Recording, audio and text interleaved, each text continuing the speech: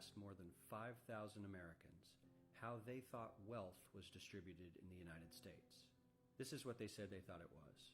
Dividing the country into 5 rough groups of the top, bottom, and middle 3 20% groups, they asked people how they thought the wealth in this country was divided.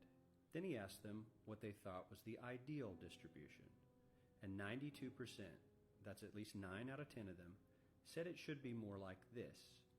In other words, more equitable than they think it is. Now that fact is telling, admittedly, the notion that most Americans know that the system is already skewed unfairly.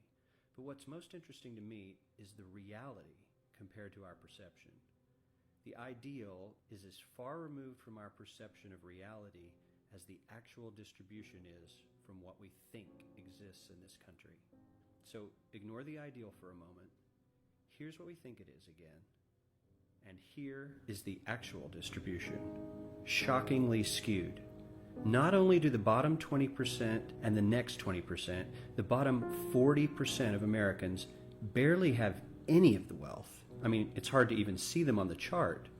But the top 1% has more of the country's wealth than 9 out of 10 Americans believe the entire top 20% should have. Mind-blowing.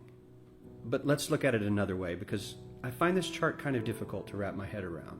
Instead, let's reduce the 311 million Americans to just a representative 100 people. Make it simple.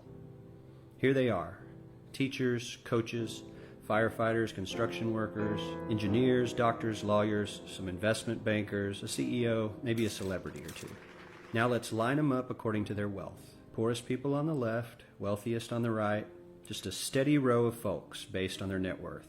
We'll color code them like we did before based on which 20% quintile they fall into.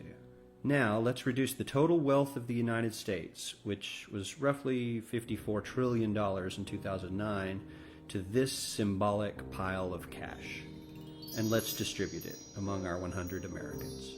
Well, here's socialism, all the wealth of the country distributed equally.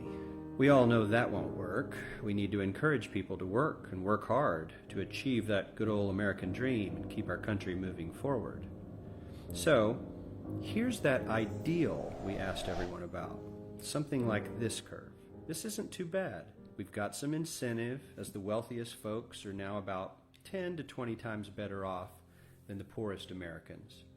But hey, even the poor folks aren't actually poor, since the poverty line has stayed almost entirely off the chart. We have a super healthy middle class with a smooth transition into wealth. And yes, Republicans and Democrats alike chose this curve. 9 out of 10 people, 92%, said this was a nice, ideal distribution of America's wealth. But let's move on. This is what people think America's wealth distribution actually looks like. Not as equitable, clearly, but for me, even this still looks pretty great. Yes, the poorest 20 to 30% are starting to suffer quite a lot compared to the ideal, and the middle class is certainly struggling more than they were, while the rich and wealthy are making roughly 100 times that of the poorest Americans, and about 10 times that of the still healthy middle class. Sadly, this isn't even close to the reality. Here is the actual distribution of wealth in America. The poorest Americans don't even register. They're down to pocket change, and the middle class is barely distinguishable from the poor. In fact, even the rich between the top 10 and 20 percentile are worse off. Only the top 10% are better off. And how much better off?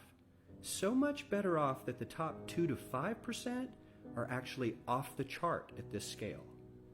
And the top 1%, this guy, well, his stack of money stretches 10 times higher than we can show. Here's his stack of cash, restacked, all by itself. This is the top 1% we've been hearing so much about. So much green in his pockets that I have to give him a whole new column of his own, because he won't fit on my chart. 1% of America has 40% of all the nation's wealth. The bottom 80%, 8 out of every 10 people, or 80 out of these 100, only has 7% between them. And this has only gotten worse in the last 20 to 30 years. While the richest 1% take home almost a quarter of the national income today, In 1976, they took home only 9%, meaning their share of income has nearly tripled in the last 30 years. The top 1% own half the country's stocks, bonds, and mutual funds. The bottom 50% of Americans own only 0.5% of these investments, which means they aren't investing. They're just scraping by. I'm sure many of these wealthy people have worked very hard for their money, but do you really believe that the CEO is working 380 times harder than his average employee? Not his lowest paid employee, not the janitor, but the average earner in his company. The average worker needs to work more than a month to earn what the CEO makes in 1 hour.